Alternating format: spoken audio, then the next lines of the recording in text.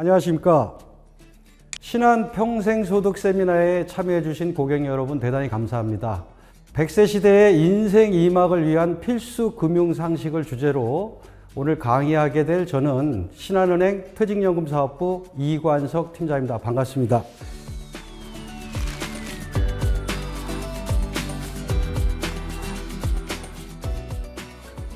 먼저 제 소개를 간단하게 드려야 되겠죠. 저는 신한은행에서 주로 직원들 역량 강화 그리고 거액 자산 관리 업무를 담당을 했습니다.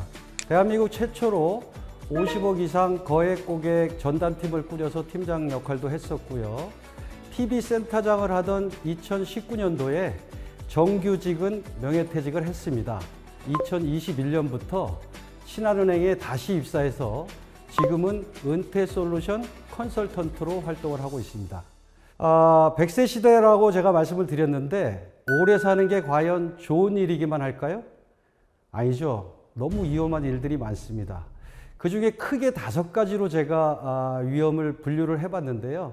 첫 번째로는 아프고 오래 사는 유병장수, 두 번째는 돈 없이 오래 사는 무전장수, 그리고 세 번째는 할 일 없이 소일거리 없이 오래 사는 무업장수, 그리고 네 번째는 혼자서 오래 사는 독거장수, 그리고 마지막으로는 나이 먹어서도 싸우면서 오래 사는 투쟁장수, 이렇게 5가지의 커다란 위험이 있습니다.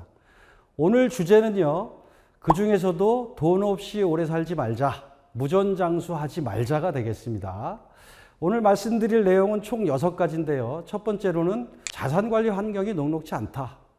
그리고 노후에는 목돈보다 연금이 정답이다. 그리고 인생 2막을 시작하는 데 있어서 반드시 부자의 법칙을 알고 실천을 해야 되겠다.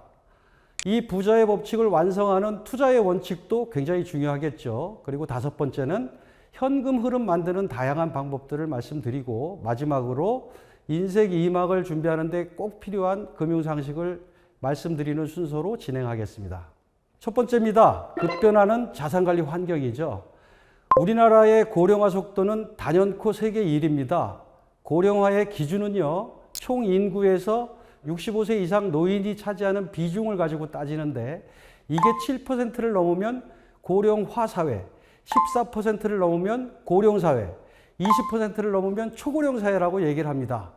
표에서 보시는 것처럼 우리나라는 전 세계에서 가장 빠른 속도로 늙어가고 있죠. 2025년, 내후년이면 인구 5명 중에 1명이 노인이 되는 아주 암울한 상황에 처해 있는 거예요. 근데 이런 고령화가 왜 그렇게 빨리 진행되는가 봤더니, 일단 기대 여명이 늘고 있습니다. 기대 여명이라고 하는 것은 각 연령대별로 남아있는 잔존 수명을 얘기하는데, 60세 여성을 기준으로 제가 설명을 드리면 50년 전인 1970년도만 해도 60세 여성의 기대 여명은 18년, 그러니까 평균 기대 수명은 78세였어요. 그런데 이게 50년이 지난 2020년도에 보니까 28년으로 10년이 늘어납니다.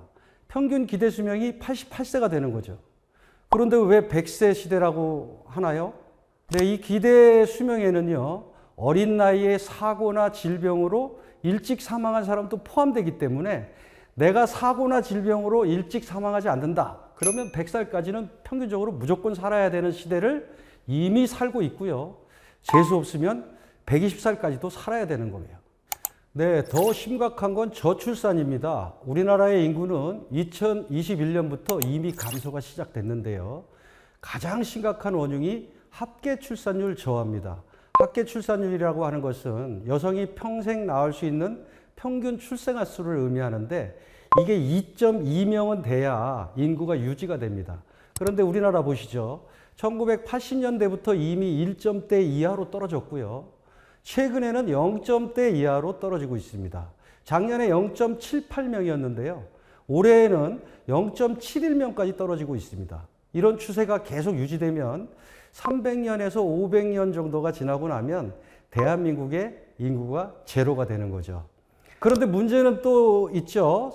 경제 성장률이 자꾸 떨어지고 있어요. 한 나라의 경제 성장률은 오일 쇼크나 IMF나 최근에 코로나19 같은 특별한 경우가 아니면 어쨌든 성장을 합니다. 우상승하는 거죠. 그런데 문제는 성장률이에요. 우리나라는 이미 2%대 이하의 저성장이 고착화되고 있어요. 그러니까 과거처럼 뭐 취업이 잘 된다거나 또 경제적으로 신분 상승을 한다거나 그럴 수 없는 환경에 빠져들고 있고요. 저성장이 고착화되면요, 금리도 또 낮아집니다. 과거에는 은퇴할 때쯤 돼서 3, 4억 정도만 모아놔도 아무 고민 없이 은행에만 맡겨도 거기서 나오는 이자로 생활이 가능했죠. 그런데 지금처럼 저금리 상황이 지속이 되면 이제 더 이상 이자만 받아서 생활하기가 불가능해지는 거죠. 그러다 보니까 원금 손실의 위험을 조금 무릅쓰고라도 어느 정도 투자 비율을 올리는 게 불가피한 상황에 도달해 있고요. 그러면 다른 투자 환경들은 어떠냐? 요즘 코스피라든가 또 원달러 환율, 그리고 나라에서 발행하는 국고채 금리라든가 금 가격, 그리고 대표적인 원자재인 원유 가격이라든가 주택 가격 같은 거 한번 보시죠. 과거에 비해서 훨씬 급격하게 고변동을 하고 있다. 이렇게 급격하게 변한다는 것은 우리가 환경에 대처하기가 힘들다, 이런 얘기예요. 제가 지금까지 급격한 고령화, 급격한 저출산, 급격한 저성장, 급격한 저금리의 급격한 고변동을 말씀드렸는데, 이러한 환경 속에서 100살이라고 하는 긴 세월을 살려면 정말 자산관리 잘해야 되겠죠. 그런데 인생 2막을 준비하는 은퇴 시점에 우리가 가장 조심해야 되는 4대 크레바스가 있습니다. 이게 뭘까요? 네, 놀랍게도 첫 번째는 배우자 크레바스입니다. 은퇴 시점에 한 60살쯤 돼서 혹시라도 부부 사이가 갈라지면 노후 자금이 반토막이 나는 게 문제가 아니라 인생이 암울해지겠죠. 두 번째 크레바스는요, 자녀 크레바스입니다. 은퇴해서 내 노후 준비도 충분치 않은데 자녀가 유학을 가겠다. 결혼을 하는데 저쪽 집에서 많이 해주니까 나도 많이 해줘라. 취업을 못했으니 치킨집이라도 내게 사업자금 좀 대달라. 대한민국에 자녀가 원하는 걸 해주기 싫어하는 부모가 있겠습니까?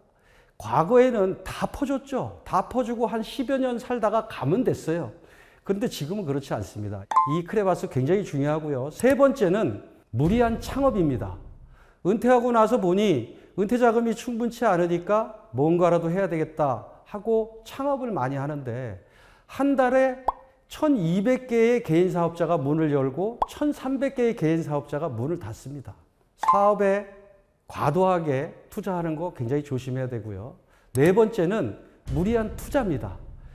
이 4대 크레바스에 빠지지 않고 안전하게 노후 준비를 잘 해야 되겠다, 이런 말씀으로 첫 번째 주제를 마치고요. 두 번째 주제는 풍족한 노후에는 목돈보다 연금이 정답이다, 이런 얘기입니다. 자, 국민연금공단에서 50대 부부의 노후 생활비를 조사를 해봤더니요, 최소 270만 원은 있어야 되겠다. 그리고 평균 350, 윤택하게 살려면 500 정도는 있어야 되겠다, 이렇게 얘기를 합니다. 그런데 우리나라 명목적으로 3층 연금 구조라고 되어 있는데, 국민연금으로 받는 수익 가지고 최소 생활비 반 간신히 넘습니다.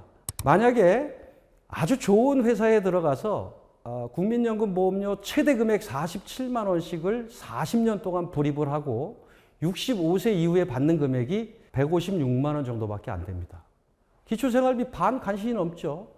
그런데 이 국민연금은요, 나이에 따라서 자기가 받는 연령이 달라집니다. 1969년생 이후 출생자라면 65세 이후에 받을 수 있죠. 그런데 이거를 조금 땡겨받을 수도 있습니다. 최대 5년 땡겨받을 수 있는데 1년 땡겨받을 때마다 6%씩 줄어들고요. 반대로 늦춰받으면 1년 늦춰받을 때마다 7.2%씩 더 받습니다. 제가 이런 강의를 하면 국민연금 2057년도에 고갈된다 그러는데 무조건 땡겨받는 게 유리한 거 아닌가요? 유튜브 보니까 무조건 땡겨받으라는데, 또 어떤 분들은 이게 늦춰받는 거 1년마다 7.2%씩 더 주는데 늦춰받는 게 유리한 거 아니냐, 이렇게 얘기를 하는데 정답이 없습니다. 본인의 현재 건강 상태, 그리고 소득이 있느냐, 또 재산 상황에 따라서 다 다릅니다. 그런데 제가 계속해서 목돈보다 현금 흐름이 중요하다고 말씀을 드리고 있는데, 만약에 60살부터 100살까지 매달 100만 원씩 40년 동안 받는 걸 단순 합계를 하면 4억 8천밖에 안 됩니다. 그런데 이 100만 원을 내 돈으로 만들려고 하면 정기예금에 8억 원 이상의 돈을 예치를 해야 되는 거예요. 그것도 예금금리가 최근 높아서 그렇지 만약에 1% 이하로 떨어지면 15억이라는 돈을 둬야 한 달에 100만 원의 현금 흐름이 생긴다. 그만큼 현금 흐름이 중요한데요. 그 중에서도 퇴직연금이 굉장히 중요합니다. 소득이 있는 사람이라면 누구나 퇴직금이라는 것을 받게 되는데 과거에는 퇴직금을 회사에서 보관하고 있다가 직원이 퇴직하면 내주는 그런 제도였어요. 그러다 보니까 회사가 어려워지면 퇴직금을 못 받는 그런 피해가 발생했죠. 그래서 지금은 의무적으로 매년 퇴직금을 정산해서 금융기관에 맡기게 법제화되어 있습니다. 이때 금융기관에 맡긴 돈을 회사의 책임하에 관리하고 운용하는 것을 DB 제도라고 하고 각각 개인의 명의로 돈을 넣어줘서 개인의 책임하에 운용하는 제도를 DC 제도라고 하는데 퇴직하게 되면 이렇게 DB, DC에서 운용하던 돈을 개인형 퇴직연금 계좌라고 하는 IRP로 넣어서 연금으로 수령하면 각종 혜택을 주는 제도가 있습니다. 그래서 이 IRP가 굉장히 중요한데요. 현존하는 대한민국 금융상품 중에 가장 많은 혜택을 가지고 있습니다. 즉, 내가 재직하는 동안에는 내 돈으로 스스로 내 퇴직금을 불입을 할 수 있습니다. 이거를 추가납입 자기부담금이라고 하고요. 이렇게 내가 내 돈으로 퇴직금을 쌓게 되면 내가 부은 돈의 900만 원 한도에서 세액공제 혜택을 줍니다. 얼마를 주냐면 900만 원에 대해서 연봉 5,500이 넘으면 13.2%, 연봉 5,500 이하인 사람에 대해서는 16.5%의 돈을 돌려주는 거죠. 한마디로 13.2 또는 16.5%의 수익을 사전에 깔고 가는 상품이 되는 거예요. 그리고 퇴직을 하게 되면 퇴직금을 받을 때 이걸 일시금으로 받으면 예를 들어서 1억이라는 퇴직금을 받을 때 10%의 퇴직소득세를 떼고 9천만 원 받고 끝나는 건데 나는 이 퇴직금도 노후를 위해서 IRP로 받아서 연금으로 조금씩 받아 쓰겠다 하면 여기에 대해서도 세금 10%가 아닌 30%를 깎아주는 7%의 세금만 내는 그런 세제 혜택을 주게 되고요. 더 중요한 건 이 IRP에 들어온 내가 부은 돈 또 퇴직금 이 돈이 놀고 있는 게 아니잖아요. 정기예금이나 펀드나 여러 가지로 운영하면 수익이 생길 텐데 이 수익에 대해서 3.3에서 5.5%라는 아주 낮은 연금소득세만 냅니다. 왜 이게 낮냐고요? 바깥에서 운영하면 15.4%의 세금을 내거든요. 이게 너무 중요해서 다시 한번 요약해서 말씀드리면 퇴직금을 받을 때 이 퇴직금을 일시금으로 받는 것보다는 연금으로 수령할 때 혜택이 너무나 다양한데 첫 번째, 퇴직소득세를 최소 30%에서 40% 깎아준다. 두 번째는 이 퇴직소득세는 어차피 내야 될 돈인데 천천히 미루어 내면서 내 돈처럼 운영하는 과세이연 효과를 누릴 수 있다.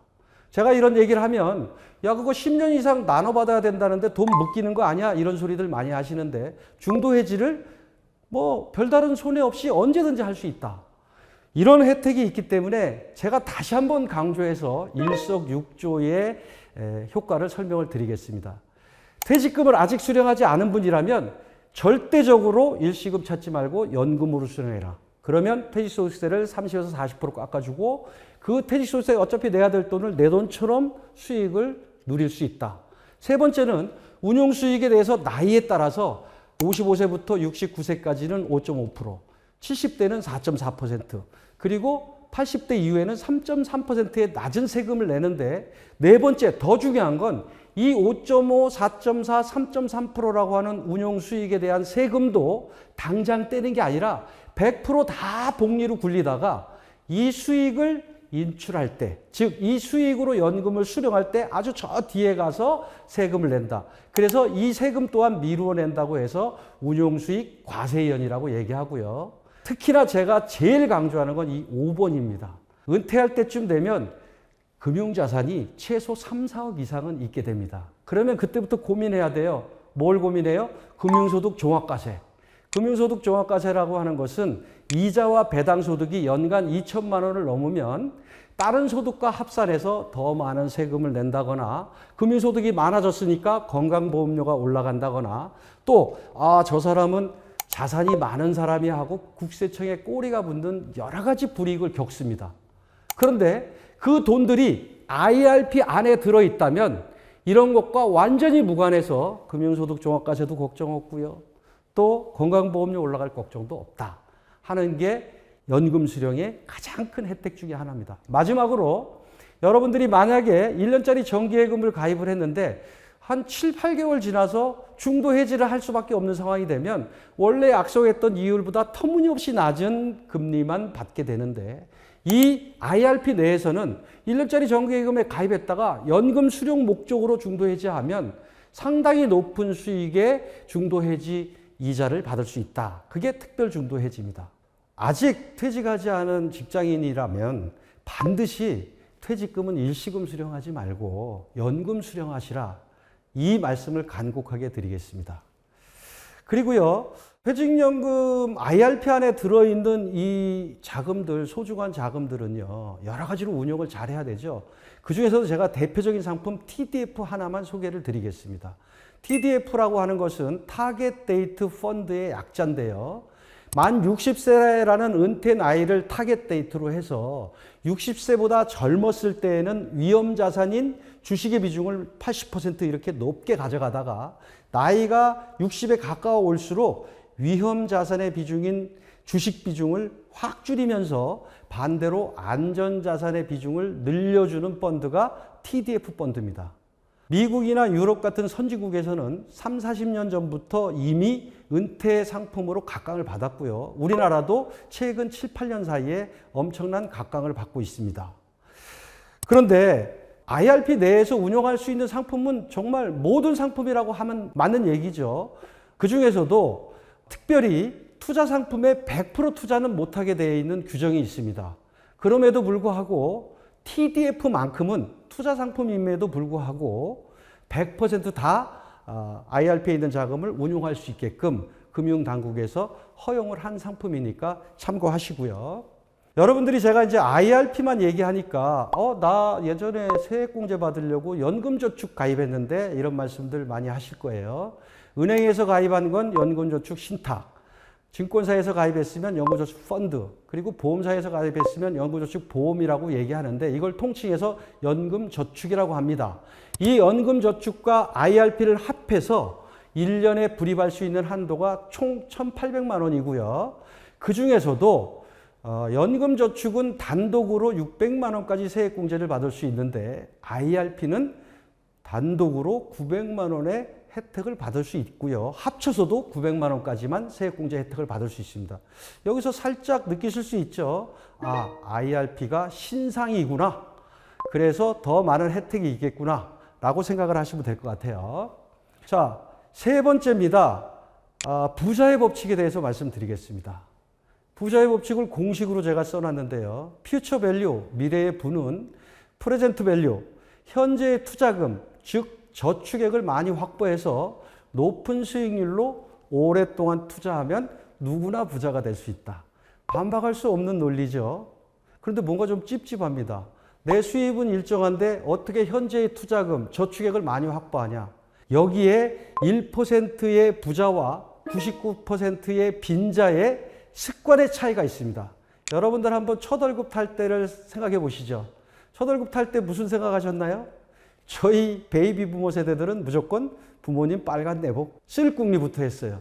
그런데 1%의 부자들은요, 내 수입이 얼마가 됐든 간에 얼마만큼은 저축을 하겠다라는 기준을 세워 놓습니다.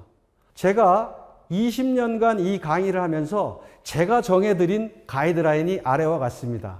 부모한테 얹혀 사는 미혼의 직장인이라면 통장에 꽂히는 돈의 70%는 무조건 저축을 해라. 그게 오랫동안 쌓여서 부자가 되는 거다.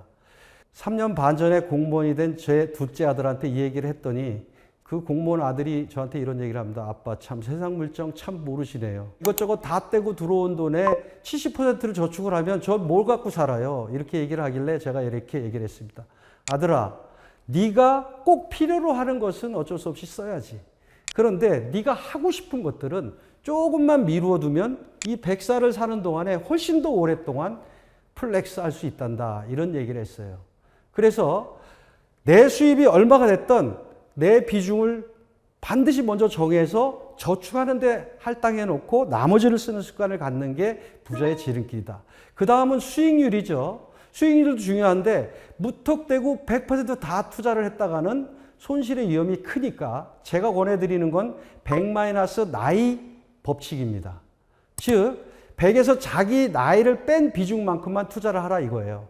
저 같은 경우는 굉장히 공격적인 투자자라 현역 시절에는 100% 주식형 펀드를 투자했습니다. 그런데 제가 은퇴하면서 명퇴금도 받고 돈도 커지고 제 나이도 많아졌기 때문에 지금은 제가 별로 좋아하지 않는 예금의 60%를 하고 나머지 40%만 투자를 한다는 거죠. 또 하나 원금이 2배 되는데 걸리는 시간이 있어요. 이걸 72법칙이라고 하는데 예를 들어서 1억을 2억 만드는데 나는 예금만 좋아해. 그러니까 1%짜리 예금만 할래 하면 72 나누기 1 해서 72년이 걸려야 1억이 2억이 됩니다. 그런데 합리적인 포트폴리오로 잘 투자해서 5%의 수익을 낸다. 그러면 72 나누기 5 해서 14년 만에 1억이 2억이 된다는 거죠. 그래서 합리적인 투자 수익률도 굉장히 중요하다. 자, 부자의 법칙 간단하죠? 투자금 많이 확보해서 높은 수익률을 오래 투자해라. 결국은 부자의 법칙을 완성하는 것은 투자입니다. 투자에 대해서 말씀을 드릴게요. 현존하는 최고의 투자가 워렌 버핏의 스승 벤저민 그레이엄이 이런 말을 했네요. 투자 행위란 철저한 분석, 투자 원금의 안정성, 그리고 최고의 수익이 아니라 적절한 수익을 추구하는 행위다. 이 중에 한 가지라도 결여가 되면 그것은 투자가 아니라 투기라고 얘기를 했습니다. 자, 모두 한번 가슴에 손을 얹고 생각을 해보시죠. 나는 과연 투자를 하고 있는 걸까? 투기를 하고 있는 걸까? 제가 단언컨대 우리나라 주식시장, 암호화폐 시장, 부동산 시장에 참여하는 대부분의 사람들은 투자가 아닌 투기를 하고 있다. 그러면 투자의 원칙은 뭘까요? 투자의 원칙은 바로 하이 리스크, 하이 리턴입니다.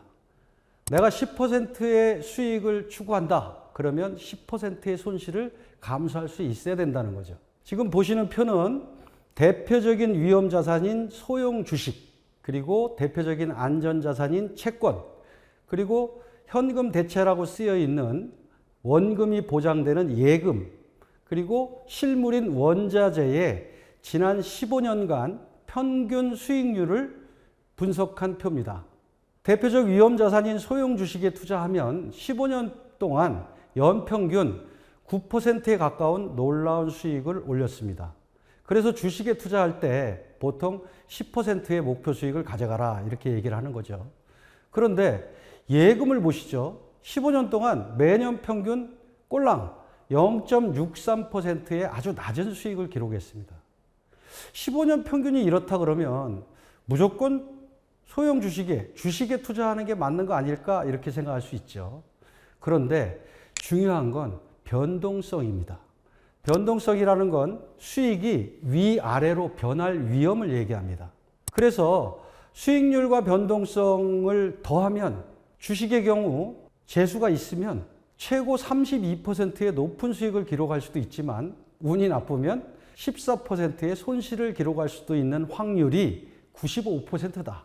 반면에 예금, 현금 대체의 경우에는 변동성이 0.25밖에 안 됩니다. 어떠한 경우에도 원금은 지킬 수 있다. 그럼 우리가 여기서 딜레마에 빠지죠. 예금에 투자하면 마음은 편한데 수익률이 너무 재미가 없고, 주식에 투자하면 이상하게 내가 투자하면 꼭 반토막이 나더라.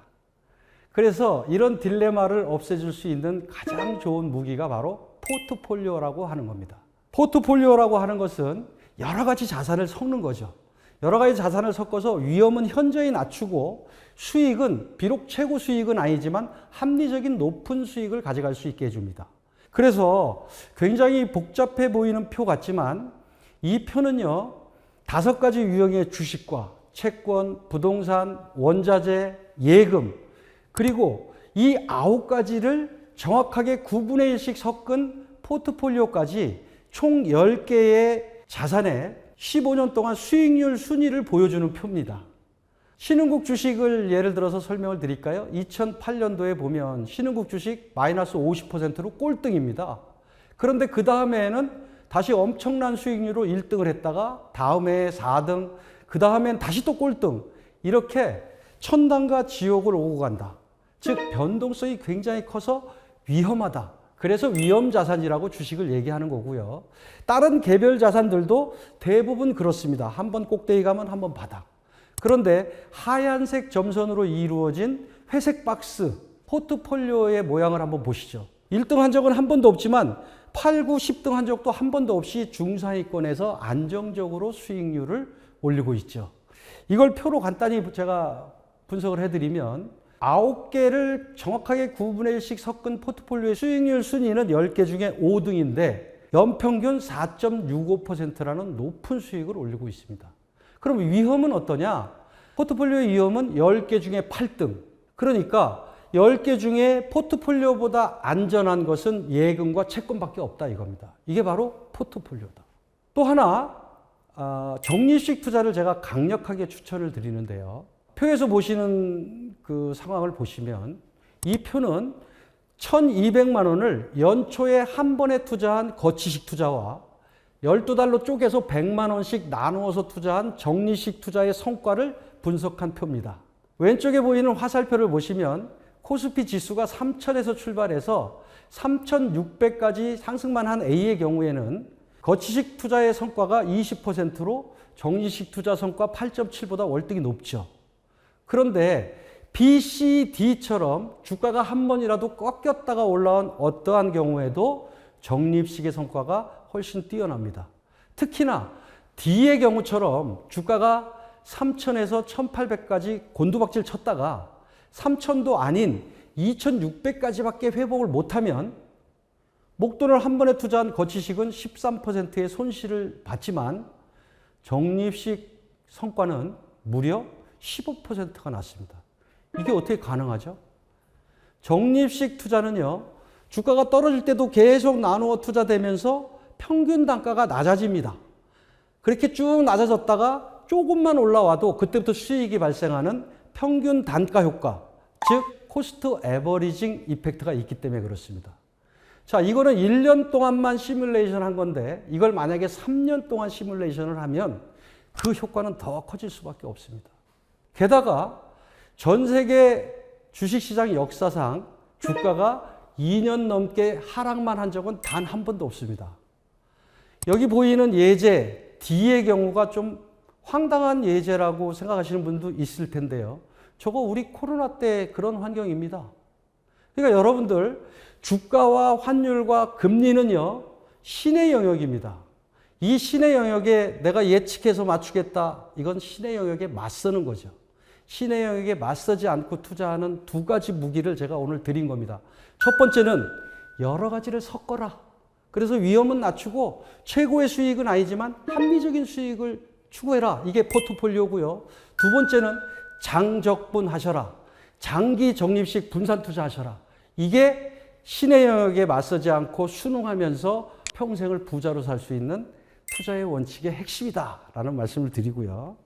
그럼에도 불구하고 최고의 투자는 내 마음이 편한 투자가 최고의 투자다. 제가 오늘 이렇게 적립식 펀드에 대해서 말씀을 드리고 나면 꼭 이 중에 100만 원짜리 적립식 펀드 하는 분이 나옵니다. 그리고 한 달이 딱 지나서 100만 원짜리를 또 적립을 하려고 봤더니 10만 원 마이너스가 나 있어요. 그러면 혼자 속으로 이럽니다. 아이씨, 또 속았네. 반대로 100만 원이 110만 원이 돼 있으면 우와, 그 강사 정말 뛰어나네. 훌륭한 강사네. 10만 원이나 이익이 나 있네. 이런 생각을 하시는 분들은 적립식 투자도 하시면 안 됩니다. 적립식 투자는 최소 2년에서 3년 후에 이익 실현을 목적으로 하는 투자고 어차피 우상승하는 대세에 따르는 투자지 한두 달의 성과 가지고 연연하는 그런 투자가 아니기 때문입니다.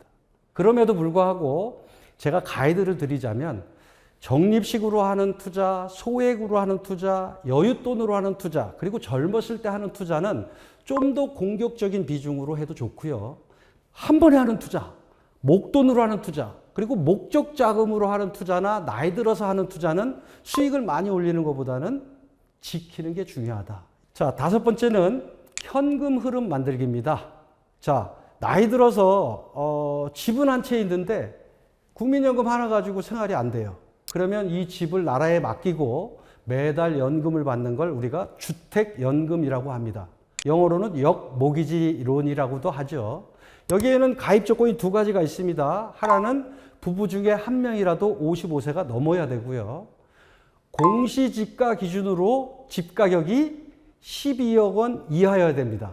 이거 올 10월 12일부터 3억 원 오른 겁니다. 그래서 이 두 가지 조건이 충족이 되면 주택연금을 받을 수 있는데 얼마를 받냐? 주택연금 받을 때에는요, 시세로 따져서 받겠죠. 시세 6억짜리 집을 맡겼다. 그리고 60살부터 받는다. 그러면 한 달에 122만 8천 원을 언제까지 받을 수 있을까요? 부부가 둘 다 사망할 때까지 받을 수 있습니다. 노후자금을 마련할 길이 없는데 집은 한 채 있어. 그런데 이 집을 팔아서 노후자금을 마련하려면 살 곳이 없어. 내가 집에 살면서 죽을 때까지 연금을 받는 거예요. 그런데 제가 만 60세거든요. 제가 이 연금을 신청을 해서 한 달치를 딱 받고 기분 좋아서 집사람하고 여행을 가다가 교통사고가 나서 한 달치 받았는데 죽었어요. 둘 다. 너무 억울하죠? 남아있는 집값이 많은데 그건 상속이 됩니다. 그런데 교통사고가 났는데 저만 죽었어요. 저희 집사람은 그 기쁨으로 300년 동안 살았어요. 300년 동안 받는 겁니다. 제가 이런 강의를 하면 그래도 나이 먹어서 집 한 채 정도는 자녀한테 물려줘야지 이런 말씀 하시는 분들 많은데요. 여러분들이 100살까지 사시고 물려줄 때 되면 자녀분들 80살입니다. 자녀한테 뭔가를 해주려는 생각보다는 내가 안정적으로 살면서 자녀한테 손 벌리지 않는 게 더 자녀를 위하는 길이다. 이런 말씀 드리고요. 또 이런 얘기도 해요. 나는 집은 어찌됐든 없거나 뭐 연금 받을 상황이 아니야. 근데 목돈은 있어. 그러면 내 돈을 맡기고 바로 그 다음 달부터 연금을 받는 걸 즉시연금이라고 합니다. 그런데 이 즉시연금은 세 종류가 있어요. 원금은 살아있고 이자만 받는 거를 상속형 즉시연금. 그리고 원금이 깨지면서 죽을 때까지 받는 걸 종신형 즉시연금. 내가 일정한 기간을 정해서 원금을 깨가면서 받는 걸 확정형 종신연금이라고 하는데 저는 종신형 즉시연금을 적극 권해드립니다. 그런데 보시면 상속형 즉시연금은 1억을 맡기면 평균적으로 뭐 20만 원대 초반의 금액을 받는데 종신형은 30만 원대 중후반을 받아요. 원금도 깨지니까. 그런데 100세 보증이라고 돼 있네요. 왜 100세 보증을 할까요? 아까 주택연금하고 똑같죠. 제가 60살에 1억을 맡기고 연금을 받기로 해서 36, 7만 원씩 받았는데 한 달치 받고 죽으면 너무 억울하잖아요. 그러면 내가 언제 죽든지 간에 100살이 되는 해까지는 상속인들한테 연금을 지급하는 게 100세 보증 종신형 즉시연금입니다. 이거 마찬가지죠. 제가 150, 200까지 살아도 계속 받는 겁니다. 아무리 바쁘셔도 요 장표만큼은 사진 하나들 찍어 두세요. 어차피 여러분들이 제 강의 교환을 다시 들여다볼 확률은 1% 미만. 이걸 사진 하나 찍어 두면 다시 볼 확률 30% 정도는 되죠. 이건 뭐냐면 윤택하게 보낼 수 있는 현금 흐름의 가치가 500만 원 정도 되는 예시를 제가 들어드린 겁니다. 국민연금 한 170 정도, 그리고 아까 말씀드린 퇴직연금 내가 부은 돈 합계를 2억 원, 3억 원에서 5억 정도를 만드시면 월 현금 흐름이 60만 원, 90만 원에서 150만 원 정도 생기고요. 또 즉시연금 한 2억 정도 하면 68만 원 정도 생기고요. 시세 6억짜리 집이 있다. 그러면 죽을 때까지 122만 원의 현금 흐름이 생겨서 510만 원 정도가 되지 않겠느냐 예시를 적어드렸으니까 제일 오른쪽 예상 금액에다가 본인의 현금 흐름 예상액을 적어서 이게 500이 넘는다. 그러면 지금부터 놀러 다닐 궁리만 하셔라. 그래서 만약에 부족하다 그러면 저처럼 70살까지 일하실 각오를 하시는 게 좋겠다 이런 말씀을 드리고요. 마지막입니다. 기타 금융상식이죠. 여러분들 이제 100살까지 사시다 보면 앞으로도 불가피하게 대출 같은 거를 받을 필요가 있는데요. 그때 대출의 한도와 금리를 좌우하는 것은 내 신용등급이다. 그럼 이 신용등급에 따라서 금리가 달라지고 한도가 달라지는데 신용관리 어떻게 해야 잘하는가요? 세 가지만 조심하시면 됩니다. 첫 번째는 연체하지 말아라. 대출이자, 신용카드 대금, 공과금 이런 것들 사소한 연체가 쌓이면 악영향이 가고요. 두 번째는요. 아무리 급해도 현금 서비스, 카드론 쓰지 말아라. 대한민국 모든 금융기관의 신용평가 프로그램은요. 카드론 쓰는 사람, 현금 서비스 쓰는 사람을 제일 안 좋은 신용등급으로 봅니다. 근데 마지막은 뭐냐면요. 내가 대출이 필요한데 신한은행에 갔더니 5천만 원이 필요한데 3천까지밖에 안 된대. 마음이 급해서 여기저기 묻고 다니지 마세요. 그 세 가지만 조심하시면 1등급으로 신용등급 유지하실 수 있습니다. 자, 두 번째는요. 종잣돈 만들기입니다. 종잣돈은 두 가지 의미에서 큰 의미가 있습니다. 첫 번째는요. 어떤 좋은 기회가 왔을 때 그 기회를 놓치지 않게 해주는 게 종잣돈이에요.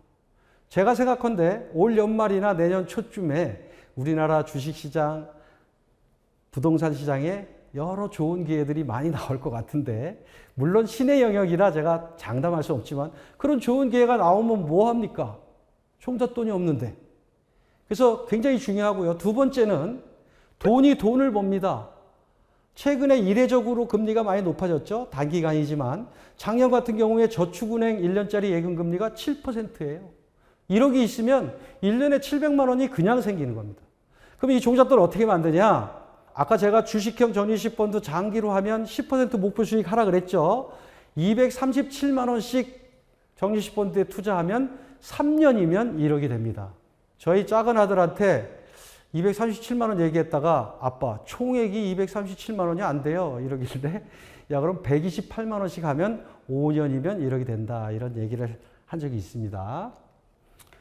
네, 다음은 인생 이명을 준비하시는 분들께 특히 강조해서 말씀드리는 ISA입니다. ISA는요, 개인종합자산관리계좌 혹은 맞는 통장 혹은 절세 통장이라고 불리는데요. 이거 모르는 분들이 너무 많아요.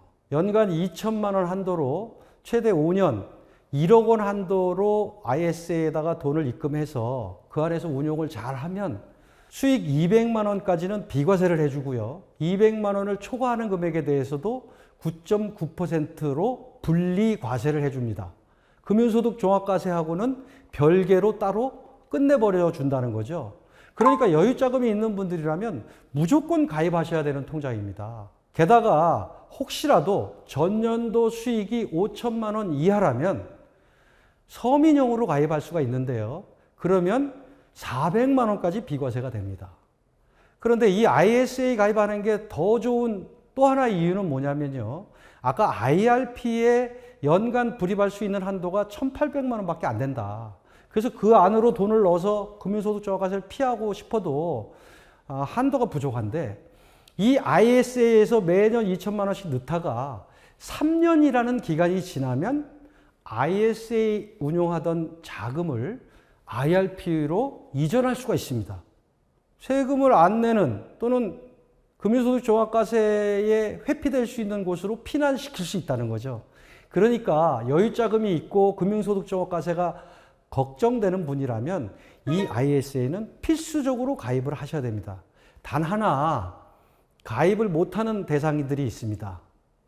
이게 혜택이 많은 상품이다 보니까 직전 3개년도 중에 한 번이라도 금융소득 종합과세에 해당이 됐던 분들은 이 ISA에 가입을 할 수가 없습니다. ISA는요, 은행이나 증권사에서 가입을 할 수가 있는데 본인의 취향에 따라서 은행에서 가입을 하시던 증권사에서 가입을 하시던 자유롭게 선택하셔서 운영을 하시라고 제가 참고 자료를 넣어놨고요. 오늘 말씀드릴 마지막 내용입니다. 자, 노후 준비는 다 됐고 이제 내가 가진 돈을 다 쓰고도 남게 되면 자녀들한테 잘 넘겨주는 것도 굉장히 중요한 일입니다. 그런데 내가 죽어서 한 번에 세금을 내는 걸 상속세라고 하고요. 살아서 누군가에게 돈을 주고 세금을 내는 걸 증여세라고 하는데 이 상속세와 증여세는 세율이 똑같습니다. 1억 원까지는 10%, 1억 원에서 5억 원까지는 20%, 5억에서 10억까지는 30%, 10억에서 30억까지는 40%의 세금을 내고요. 30%를 초과하면 50%의 세금을 냅니다. 예를 들어서 1,000억이라는 돈을 내가 남기고 죽었다. 그러면 제일 우측의 표에서 보시는 것처럼 약 50% 세금을 낸다 이렇게 생각을 하면 되는 거죠. 그럼 내가 너무 억울하잖아. 이 세금이 너무 많이 나가잖아요. 이 상속세를 가장 줄일 수 있는 핵심적인 방법은 살아있을 때 낮은 세율 구간에서 중간중간 증여를 하는 게 세금을 아끼는 가장 좋은 방법이다. 특히나 비과세 한도를 잘 활용해야 되는데요. 미성년 자녀한테는 10년간 2천만 원, 그리고 성년 자녀한테는 5천만 원, 부부지간에는 6억을 비과세로 증여할 수 있습니다. 그래서 부잣집 애들은 어떻게 태어나요? 태어나는 순간 부모가 통장 만들어서 증여해서 2천만 원 넣어주고요. 11살 되면 또 증여해서 2천만 원 넣어주고요. 21살 되면 이제 성년이 됐으니까 증여해서 5천만 원 넣어주고요. 그동안 이 돈도 잘 불었을 테고 또 한 20살쯤 되면 일부러 세금을 10% 정도 내면서 한 1억 정도를 증여한 다음에 대출을 껴서 뭐 집을 사준다든가 상가를 사준다든가 이렇게 관리를 해주는 겁니다. 저는 비록 그런 혜택을 못 보고 그런 보살피를 못 받았지만 우리 자녀, 손주들만큼은 그렇게 좀 해줬으면 좋겠다 이런 생각이 들고요. 특히나 아까 강조했던 부동산만 잔뜩 갖고 있는 분들, 1,000억의 부동산을 갖고 있다가 사망을 하면요, 500억이 상속이 되지 않습니다. 상속 물건으로 나온 1,000억짜리 부동산은요, 최소 700억부터 아주 싼 가격에 거래가 시작이 돼요. 그러다 보면 세금 500억 내고 나면 200억밖에 세금 상속이 못 돌아가는 거죠. 제발 좀 부동산 자산, 금융자산의 포트폴리오도 잘 유지하면서 상속 증여에 대해서 신경 쓰시라 이런 말씀 드리고요. 쉼 없이 달려왔는데요. 오늘 마지막 말씀 드리면서 강의 마치도록 하겠습니다. 빌 게이츠가 이런 말 했네요. If you are born poor. 당신이 만약에 가난하게 태어났다면 그건 당신 잘못이 아니다. 그런데 당신이 가난하게 죽는다면 그건 당신 잘못이다. 가슴에 와닿는 말입니다. 오늘 신한 평생소득 세미나에 참여해 주신 고객 여러분께서 오늘 제 강의를 듣기 전까지 노후 준비나 투자에 대해서 소홀하게 생각하셨다면 여러분들 잘못이 아닌데 오늘 제 강의를 듣고도 소홀히 하신다면 그건 여러분들의 잘못이다 이런 애교 섞인 협박을 드리면서 오늘 강의 모두 마치겠습니다. 경청해 주셔서 대단히 감사합니다.